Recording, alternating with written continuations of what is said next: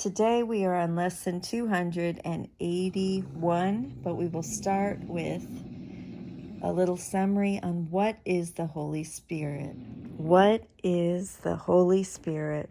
When we discuss the metaphysical level of A Course in Miracles, we do not usually include the Holy Spirit, as his function relates only to our experience within the dream where he is needed. Since the Holy Spirit is the correction for the ego, his function is unknown in heaven.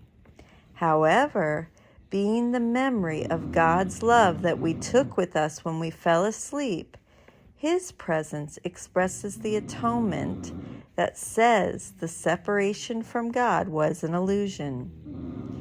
We are reminded that our daily function is to look at our illusions with his love, bringing them to its healing presence. Thus are they undone, for light automatically dispels the darkness. One of the terms used in A Course in Miracles to describe the Holy Spirit is bridge. He is the bridge for our illusions and reality, needing only our willingness to follow his lead. Thus, we bring to him our illusions so that we can leave them behind, remembering the truth of who we are as Christ. The Holy Spirit uses what we have made to harm as an instrument of healing, and that's from chapter 25.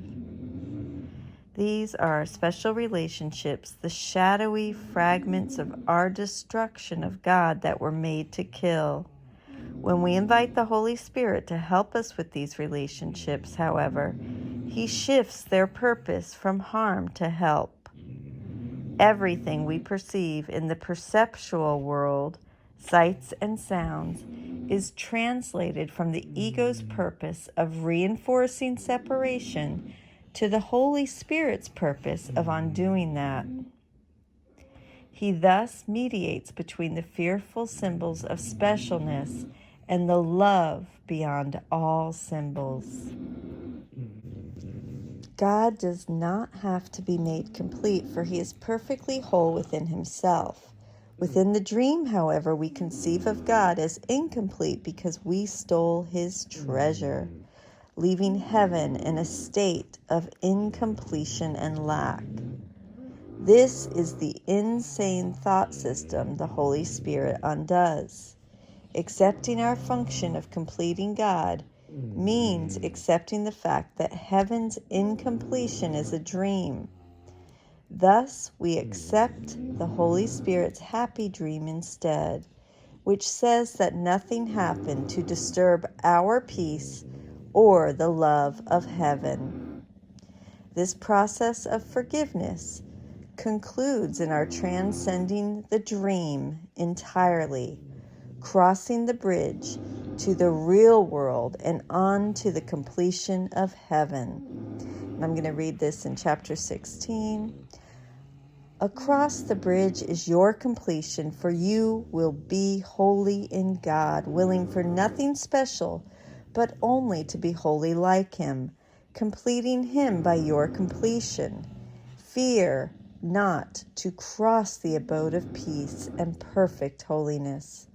Only there is the completion of God and of his Son established forever.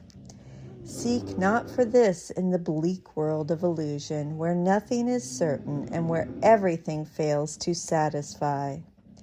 In the name of God, be wholly willing to abandon all illusions in any relationship which you are wholly willing to accept completion, and only this, there is God completed, and his Son with him. And now let's move on to the lesson and then our meditation. Father, your Son is perfect. When I think that I am hurt in any way, it is because I have forgotten who I am and that I am as you created me. Your thoughts can only bring me happiness. If ever I am sad or hurt or ill, I have forgotten what you think and put my little meaningless ideas in place of where your thoughts belong and where they are. I can be hurt by nothing but my thoughts. The thoughts I think with you can only bless. The thoughts I think with you alone are true.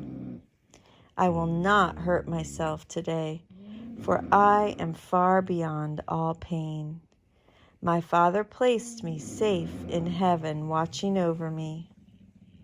And I would not attack the Son he loves, for what he loves is also mine to love.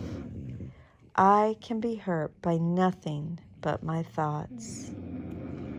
I can be hurt by nothing but my thoughts.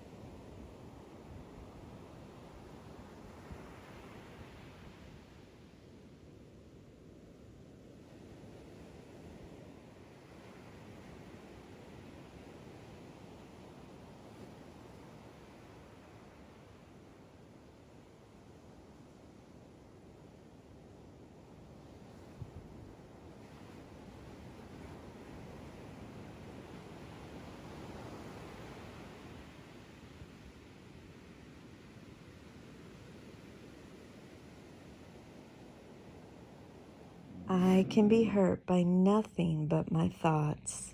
This is an important lesson echoing what we have seen in the workbook and the text, placing responsibility for our lives solely in the mind. No one in this world has the power to truly hurt us except ourselves. Moreover, our hurtful thoughts come from our decisions to be separate from God and His correction, and it is these that cause our perceptions of vulnerability and experiences of pain.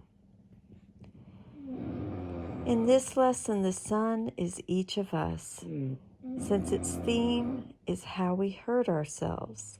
Yet it can also mean we will not attack God's Son in any form.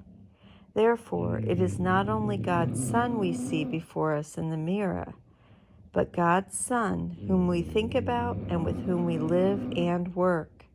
If we attack Him, we must perceive ourselves as vulnerable to counterattack, and our resultant guilt, will reinforce the twin cycles of guilt attack and attack defense.